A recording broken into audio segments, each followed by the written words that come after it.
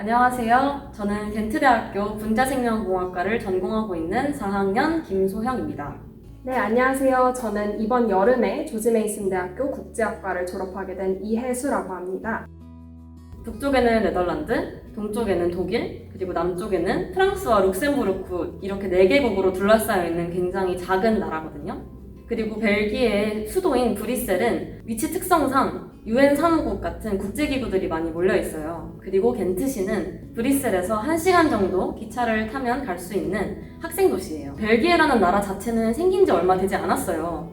반면 겐트대학교는 올해로 치면은 개교한 지 203년이 된 굉장히 오랜 전통의 대학교인데 벨기에는 겐트대학교가 세워진 이후에 세워진 나라라고 할 수 있습니다. 네, 저희 홈 캠퍼스가 있었던 페어팩스라는 도시는요, 사실 미국의 수도죠. DC에서 차로 한 30분, 그리고 지하철로 한 1시간 정도 떨어져 있는 곳에 위치한 도시였는데요. 주변에 사실 DC뿐만이 아니라 굉장히 경제적으로, 정치적으로 중요한 지역이라든지 카운티가 많았기 때문에 국제기구라든지 리서치 센터 등 굉장히 다양한 기관들이 주변에 위치되어 있었습니다. 그리고 사실 한국인들한테 유명한 것은 JTBC에서 굉장히 흥행했던 드라마죠. 스카이캐슬에서 그 김주영 선생이 과거에 미국에 살 때 살았던 그 도시로 유명한데요.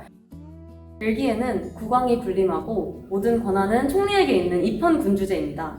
즉 아직까지 왕이 존재하는 나라라고 할 수 있는데요. 2, 3년 전에도 저희 글로벌 캠퍼스에 벨기에 공주님과 왕비님께서 방문하신 적이 있어요. 그때 저를 포함한 몇몇 동기들이 환영 인사를 담당한 적이 있었는데 왕실이 방문하는 것을 처음 보기도 했고 우리나라랑 다른 정치 체제라서 굉장히 신기했습니다. 제가 살던 도시가 정말 DC 근처였기 때문에 실질적으로 정말 뉴욕타임즈에서나 나올 법했던 그런 사건, 사고들이 바로 옆에서 일어나는 것이 신기할 때도 있었는데요. 예를 들면 미국의 대선 이야기가 바로 옆 동네에서 펼쳐지고 있다든지 이런 것들을 바로 옆에서 지켜볼 수 있다는 그런 장점 또한 있었던 것 같습니다. 자전거 사용량이 정말 많다는 점인데요. 일단 자전거를 탈 줄 모르면 등교를 할 수가 없어요. 그리고 유럽이 전반적으로 그렇겠지만 식료품비는 정말 저렴해요. 그래서 동기들이랑 이렇게 같이 장을 보고 맨날 요리를 마시는 걸 해먹었던 그런 기억이 있습니다. 한국이랑 벨기에랑 차이점 하나 더. 일단 벨기에는 1순위로 네덜란드어를 가장 많이 사용하고요. 그 다음으로는 프랑스, 그 다음으로는 독일어를 사용합니다. 그러다 보니까 국민들이 기본적으로 3, 4개 국어를 하더라고요. 그 점은 굉장히 부러웠습니다. 네, 사실 한국과는 비교할 수 없을 정도로 굉장히 다양한 인종과 배경을 가진 사람들이 많았었던 것 같은데 그렇기 때문인지는 몰라도 한국에 대해 오히려 우호적인 태도를 갖는 경우가 많아서 한국의 문화에 대해 물어본다든지 한국의 음식에 대해 물어본다든지 이런 경우가 더 많았던 것 같습니다. 이렇게 먼저 다가가면 오히려 더 우호적으로 이제 반응을 했다라는 이러한 경험도 있었고요. 글로벌 캠퍼스에서도 겐트 출신 교수님들한테서 100% 영어 수업을 받거든요. 그러다 보니까 의외로 홈 캠퍼스에서 듣던 수업에 적응하는데 큰 힘이 들지 않았습니다. 또 저희는 이론과 실험 수업을 50대 50으로 하는 커리큘럼이라서 실험 수업을 굉장히 많이 해요. 그러다 보니까 저희 글로벌 캠퍼스 학생들이 홈 캠퍼스 학생보다 실험적인 측면에서 조금 더 능숙했다는 느낌을 받았습니다. 사지생활 하는데 솔직히 외로움을 많이 느끼잖아요. 근데 저희는 2, 30명씩 동기들끼리 가다 보니까 적응하는데 훨씬 쉬웠습니다.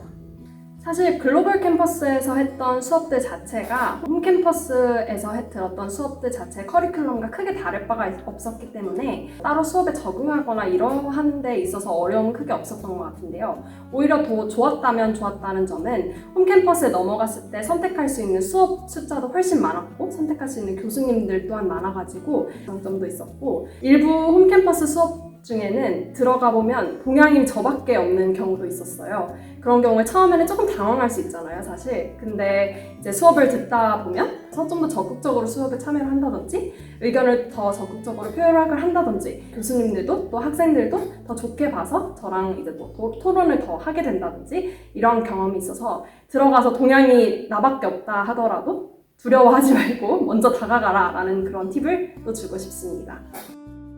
벨기에는 사람들이 영어를 굉장히 유창하게 잘 하시거든요. 그래서 굳이 네덜란드어를 배우지 않아도 생활하는데 전혀 어려움이 없었다는 점, 그 점이 가장 좋았습니다.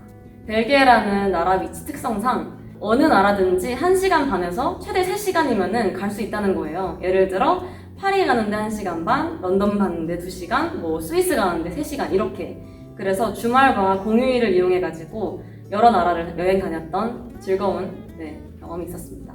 이제 홈 캠퍼스에 넘어가서 들었던 수업은 그 윗레벨들의 수업을 듣는 경우가 많았어요. 그렇기 때문에 글로벌 캠퍼스에서 잘 이제 기반이 다져진 상태로 넘어가는 느낌이어서 그런 점에 있어서는 IGC가 큰 도움이 되었던 것 같습니다.